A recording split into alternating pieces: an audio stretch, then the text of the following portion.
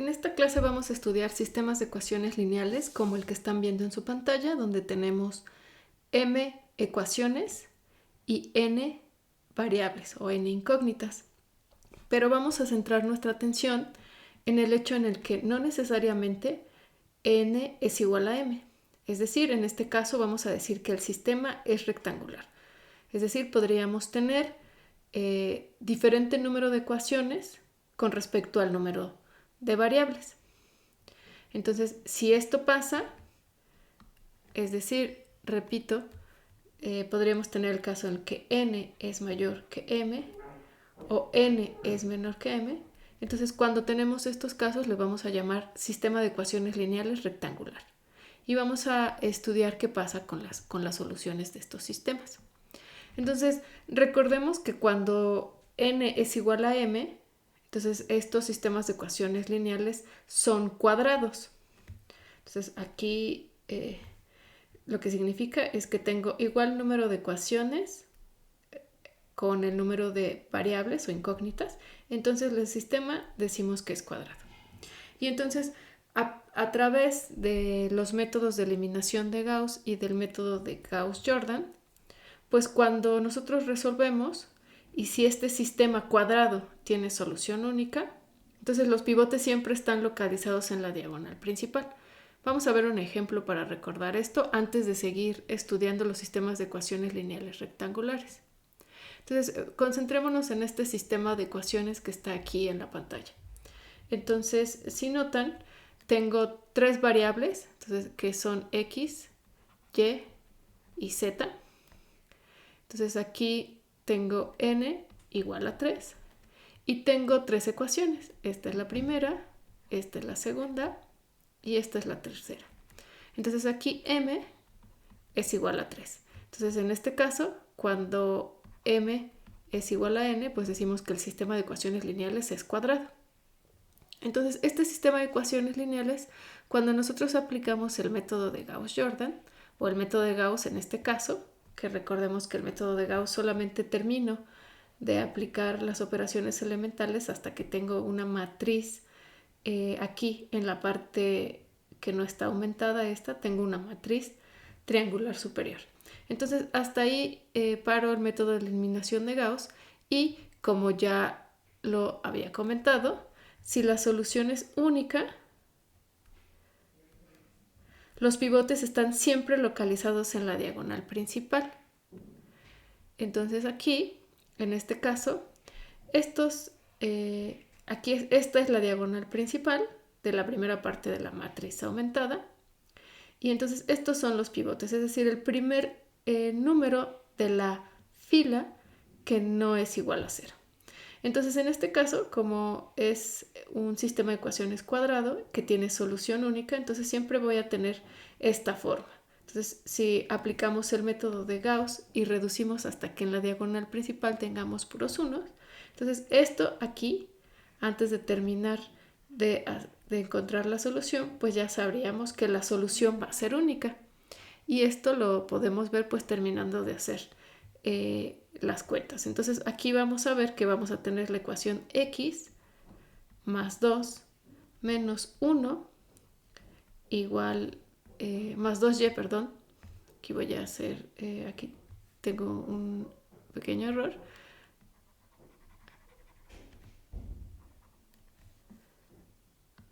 Entonces es x más 2y menos z es igual a 3. Y la segunda ecuación es y menos 2z igual a menos 1. Y por último tengo que z es igual a 1.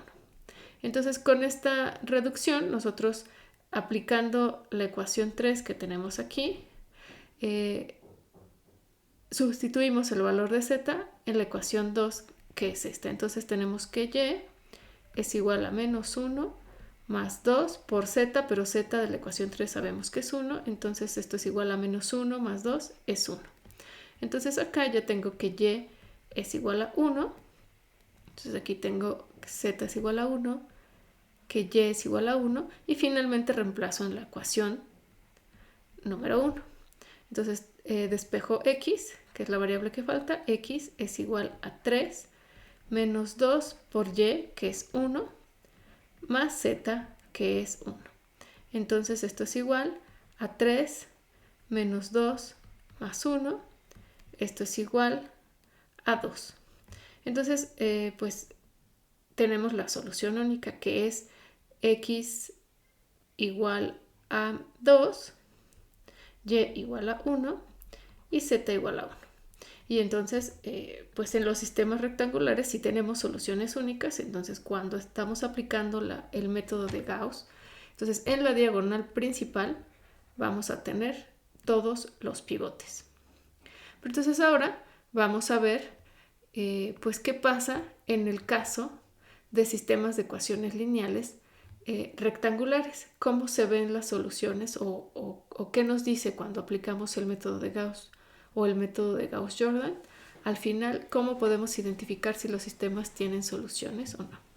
Son distintas cuando se trata de estudiar sistemas de ecuaciones rectangulares. Y vamos a ilustrarlo con el siguiente ejemplo. Entonces, lo que están viendo en la pantalla es un sistema de ecuaciones lineales, pero no es cuadrado. En este caso es rectangular. ¿Por qué es rectangular? Porque nosotros tenemos 4 ecuaciones, es decir, usando la misma notación. Entonces m es igual a 4, mientras que tenemos x1, 2, 3, 4 y 5, tenemos 5 variables. Entonces vamos a analizar cómo serían las soluciones, pero basta simplemente para ilustrar, porque no quiero encontrar exactamente quién es la solución, sino decir qué es lo que tenemos que hacer y cómo tratar estos sistemas. Entonces, si hablamos del sistema aumentado, entonces este b es el vector que tiene los coeficientes que están justo del lado derecho de la igualdad de mi sistema de ecuaciones lineales. Y a es la matriz de coeficientes de las ecuaciones, de los coeficientes de las variables en el sistema de ecuaciones lineales. Entonces vamos a fijarnos nada más en la matriz A, es decir, la matriz de coeficientes. Entonces esta es la matriz de coeficientes, entonces noten cómo aquí tenemos que el coeficiente de x1 es 1, por eso aquí está 1. El de x sub 2 es 2, entonces aquí está 2. El de x sub 3 es 1, aquí aparece. El de x sub 4 es 3, entonces aquí está. Y el de x sub 5 aquí está. Luego en la siguiente ecuación tenemos 2 para x1, entonces por eso aquí aparece 2. 4 por x2, entonces aquí por eso ponemos al 4. Aquí no está la variable x3, entonces su coeficiente quiere decir que es 0. Aquí está 4, que es el coeficiente de la variable x sub 4, entonces aquí está. Aquí lo ponemos. Y 4 acá, 5. Y lo mismo para acá. Entonces aquí la fila es 1, 2, 3, 5 y 5. 1, 2, 3, 5 y 5. Y aquí tenemos 2, 4, 2, 4. La variable x sub 3 no aparece, entonces su coeficiente es 0. 4 para x sub 4 y 7 para x sub 5, entonces aquí está 4 y 7. Entonces con esta matriz de coeficientes vamos a ver qué es lo que pasa o qué es lo que pasaría cuando estamos resolviendo sistemas de ecuaciones rectangulares. Entonces si empezamos a hacer o aplicar el método de Gauss o de Gauss-Jordan, entonces cuando llegamos al primer paso, es decir, aquí no tengo ningún problema, tengo 1, entonces aplico operaciones elementales para que todos los números que están debajo de este, que sería mi pivote, entonces todos estos de aquí, tengo que aplicar operaciones para que en una matriz equivalente, entonces aquí aparezcan ceros, que es lo que tengo acá. Entonces, una vez hecho esto, pues entonces seguimos con la segunda columna. Pero entonces yo noto que aquí, pues tengo un número 0. Entonces el 0 no lo puedo utilizar como pivote. Entonces, pues, ¿qué hacemos en estos casos? Pues en estos casos, el primer paso es el siguiente. Una vez que llegamos a esto, pues entonces vemos que esta parte de aquí no la podemos utilizar como pivote. Entonces, por esa razón, entonces nos vamos a mover de izquierda, entonces en este sentido, de izquierda a derecha, y vamos a localizar la primera columna que tiene un elemento distinto de 0. Entonces aquí no es la columna 2, pero es la columna 3, porque este es el primer elemento que es distinto de 0. Y es el siguiente renglón al que empezamos a trabajar. Entonces ese es lo primero que tenemos que hacer. Posteriormente, pues bueno, ya que hicimos eso, entonces repito, este va a ser nuestro pivote. Entonces aquí, pues la posición pivote, pues ya no sería como antes, que era el renglón 2, columna 2, sino que aquí es este que aparece acá. Y entonces vemos que está en la fila 2, columna 3. Y entonces ahora sí, ya que hemos identificado ese pivote, pues seguimos con el proceso. Entonces, si fuera necesario intercambiar filas con otra para lograr este proceso, se hace. Es decir, imagínense que aquí hubiésemos tenido 0 otra vez, pero a lo mejor aquí sí que estuviera un número, por ejemplo el 8. Entonces intercambiamos esta fila para acá y esta para acá y aplicamos el proceso anterior. Y bueno, pues una vez que ya identificamos quién es el nuevo pivote, pues seguimos trabajando para que todos los de aquí sean 0, como en este caso. Entonces, finalmente en esta parte, pues aplica lo que dice acá, ¿no? Que si es necesario intercambiar la iésima fila con otra de abajo para tener un número distinto de 0, pues lo hacemos. Porque acá ya aplicamos que este es el pivote y acá obtenemos los ceros. O sea, que lo señalo, este es el pivote y obtenemos los ceros. Entonces ya pasamos a la fila 3, pero aquí está llena de ceros, entonces ninguna de estas puede ser pivote. Entonces lo que tenemos que hacer es intercambiar. Entonces esta fila la subimos y esta fila la bajamos a esta posición. Entonces cuando hacemos esto, llegamos aquí. Y entonces aquí hasta esta parte se termina el proceso. Entonces aquí sí que empiezan las primeras diferencias con sistemas cuadrados. Entonces en el ejemplo que vimos al principio, pues como el sistema era cuadrado y tenía solución única, pues podíamos ver que en la diagonal principal, que en este caso sería esta, pues había solo unos. Pero aquí si decimos que es la diagonal principal, porque además esta matriz no es cuadrada, pero bueno, si nos fijamos en esta diagonal a partir del pivote 1, que es el que está en esta posición, pues entonces aquí no obtuvimos nada parecido a los sistemas cuadrados. Pero pues lo que obtenemos pues está de esta forma. Entonces aquí la matriz va así, es decir, aquí hay números, no hay ceros, luego de aquí bajamos para acá y luego acá y luego hasta acá y así. Entonces esto no es como en los sistemas cuadrados que tenemos diagonal o una especie de simetría.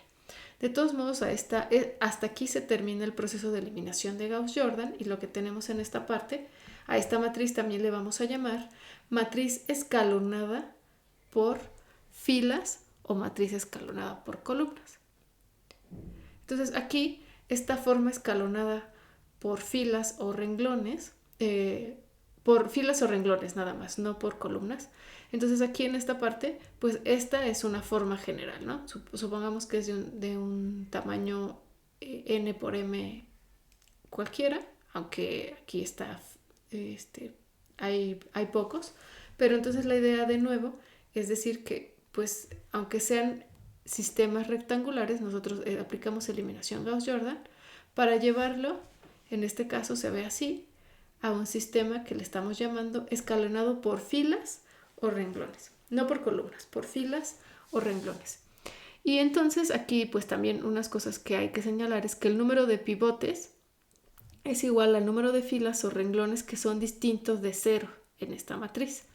Entonces si nos regresamos al ejemplo anterior, aquí cuántas filas distintas de 0 tenemos en la forma escalonada por filas.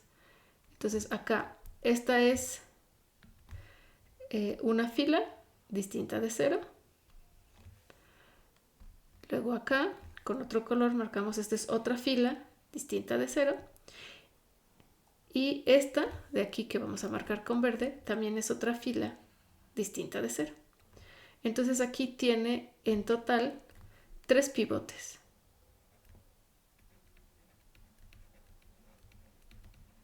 Entonces esta de acá ya no la contamos porque esta fila está completamente llena de ceros. Entonces de nuevo, el número de pivotes es igual al número de filas o renglones no cero que van a estar en la matriz de forma escalonada por filas o renglones, que le vamos a llamar E por notación general.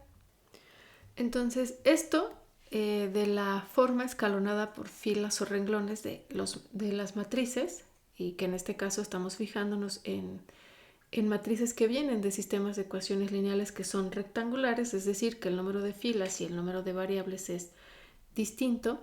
Entonces nos lleva a ver el siguiente concepto. Entonces este concepto es bastante relevante y vamos a irlo viendo conforme avanza el curso, y es el de rango de una matriz. Entonces, independientemente de si la matriz es la correspondiente a los coeficientes del sistema de ecuaciones lineales, entonces nosotros podemos hablar del rango de una matriz. Entonces, la definición dice, suponga que A es una matriz de n por n, entonces quiere decir que A no necesariamente es una matriz cuadrada.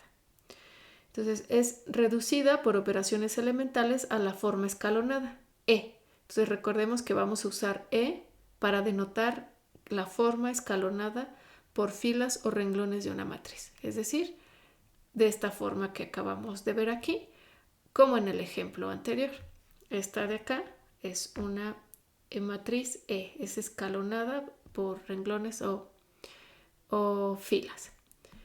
Entonces, el rango de A se define como, y aquí lo vamos a poner, así lo vamos a denotar en el curso, rank, que es el rango en inglés. Entonces el rango de A es el número de pivotes, que ya vimos que el número de pivotes es el número de filas distintas de 0 de la matriz escalonada.